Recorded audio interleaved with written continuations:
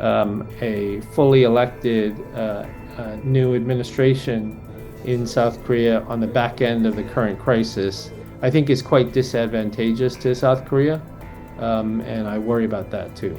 My personal opinion is I think that Trump will re-engage with Kim Jong-un just because he considers Kim Jong-un his friend. I don't think that Korea can avoid tariffs.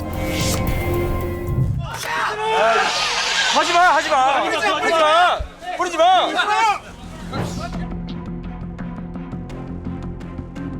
The absence of duly and fully elected president in Korea at a time when the Trump administration is coming into office in Washington, D.C., and they'll be moving very quickly once they come into office. They'll be moving very quickly on everything from tariffs to diplomacy to Ukraine, possibly to North Korea, to China. And for there not to be a fully elected new administration in South Korea on the back end of the current crisis, I think is quite disadvantageous to South Korea, and I worry about that too.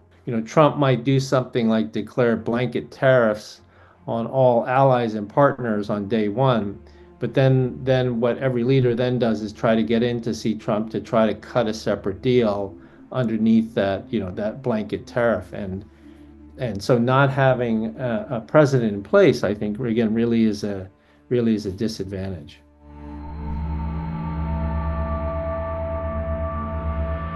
We don't have a sense of whether Trump is ready to engage Kim Jong-un again on this issue or on the nuclear issue or on other issues. We just don't know the answer to that question. My personal opinion is I think that Trump will re-engage with Kim Jong-un just because he considers Kim Jong-un his friend. And I think also, Trump likes the big headline, spectacle, diplomatic events. And so I think the idea of meeting with Kim Jong-un is just too enticing for Trump. Nobody really knows how much would be accomplished, but I think he just likes the TV spectacle of meeting with the North Korean leader. Sure. I mean, I think even when there were sitting presidents in place, there were always concerns that Trump would go over the heads of the allies. Even when things are normal, that's a concern. It'd be even more of an acute concern if there is no president in place in South Korea. I think the last time President Moon tried very hard to both play the role of mediator, interlocutor, matchmaker, if you will, between President Trump and Kim Jong-un. I don't think that we're going to see that this time. Trump already has his own direct connection to Kim Jong-un. And so for that reason, the South Korean role might be even less visible than it was the first time around. Trump says, and one of the things you hear him always say is he wants to end all wars. He wants to end all wars that the United States is somehow involved in. And that goes for Ukraine, but that could also go for the Korean War as well, where he would want some sort of peace treaty.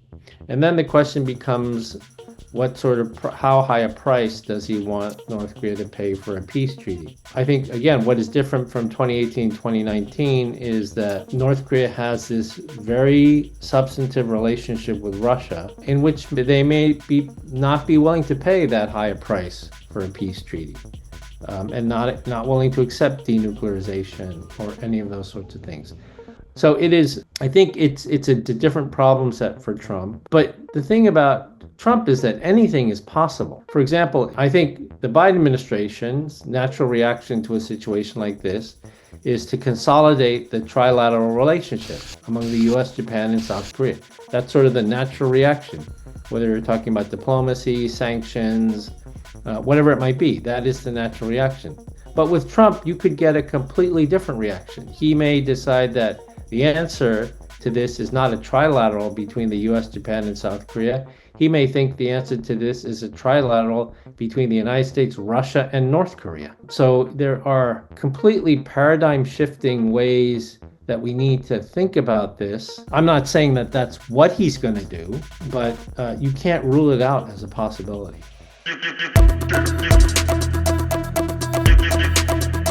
I don't think that Korea can avoid tariffs. The one metric Trump really focuses on with regard to allies and partners is the merchandise trade balance. Korea has a $51 billion trade surplus with the United States. Trump will reflexively just want to tariff that. And then also on troops, I think that he wasn't able to do it in his first term, but I think he will want to do it in his second term. He will want to try to reduce troops on the Korean Peninsula. So for the Korean government, again, amplifies the problem that we currently have with the political crisis. They need to think very carefully and deeply about two things. One, as you described, what can they do to try to offset some of these policy imperatives? Two, what should Korea do if this is the new policy environment?